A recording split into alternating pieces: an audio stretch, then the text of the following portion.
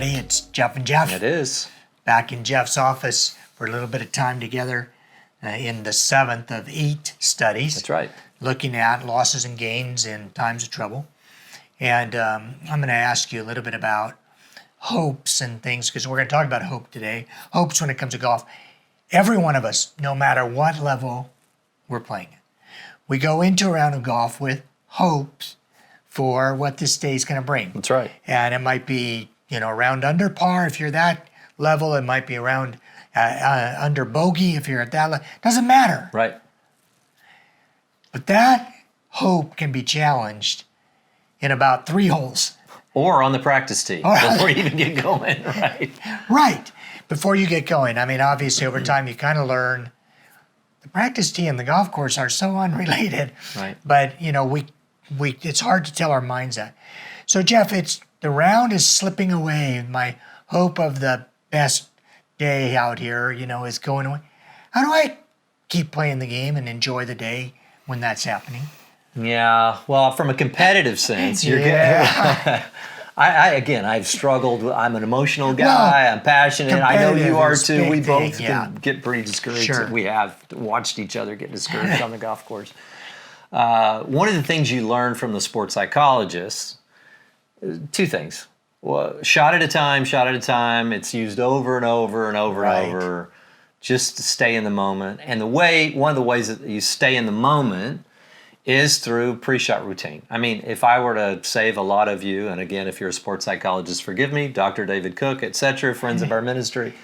But in the end, you've got to go through you've got to routinize it. You've got to pull yourself out of the emotion. You walk, Pia Nielsen, they used to say, think all you want back here, but once you step in the box, you go through your routine, you hit the shot. And that should not be dependent on how you're playing, what you just made on the prior hole, etc. And that's how you right the ship. Much easier said than done. So difficult not to be impacted. It is. And then obviously it depends on if you're playing a qualifier, say, and I know you still occasionally play a qualifier that's intended to get you to some big event. Boy, that can just disappear that fast. You're in the middle of a round and what do I do? That's different than I'm in my Saturday game. I wanted to shoot at this level today. I'm not going to, but what can I salvage from this round? Right. One of the things I have learned in that, just a sidebar here note, say you're out of it, you're out of your match, you're going to lose the bet with your buddy or whatever. You can always say, what can I learn from these last few holes? I may trend up, which give me confidence for the next time I play. You see that all the time in basketball or football. Step on them. Don't let them get confidence for the next game. If it's a series, a playoff series, don't let them, because there's something that can be gained even in something that's inevitably a loss just through that hanging in there and maybe trending the other way. Yeah.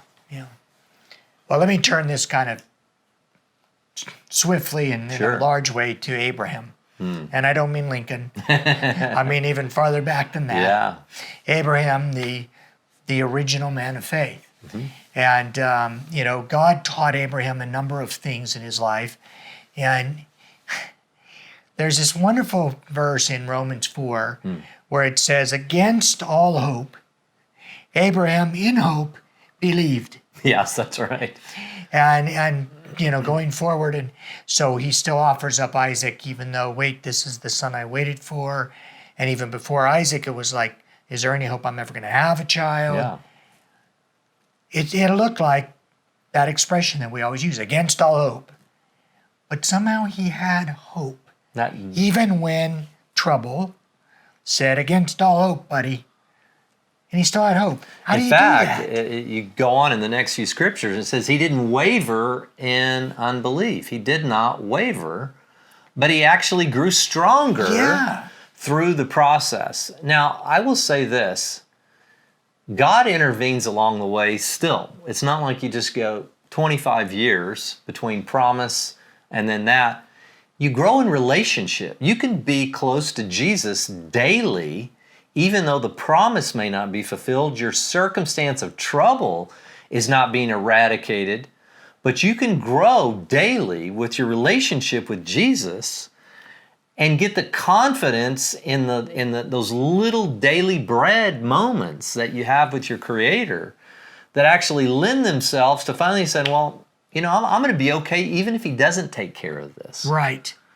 And that's strangely where the peace comes from. And that's the peace Jesus said he would leave with us. It sounds like the very thing you were talking about on the golf side is like, I can look at this and I can say, well, this is probably not going to work out, but what can I learn from this? There's a hope that there's something to be learned from this. And a world that says it's just all chaos, it means nothing, you can't learn anything, we're random, we don't mean anything, we're not created in the image of God, there's no purpose for your life. Boy, that's a hopeless way. Whoa. And I think when we talk about hope, it just wasn't the event, it was a larger perspective I think that Abraham had in his walk with God. He believed God and it was reckoned to him as righteousness. Yeah. It's powerful. Wow. Well, we have one more in this series and we hope you're with us. We'll see you in a week.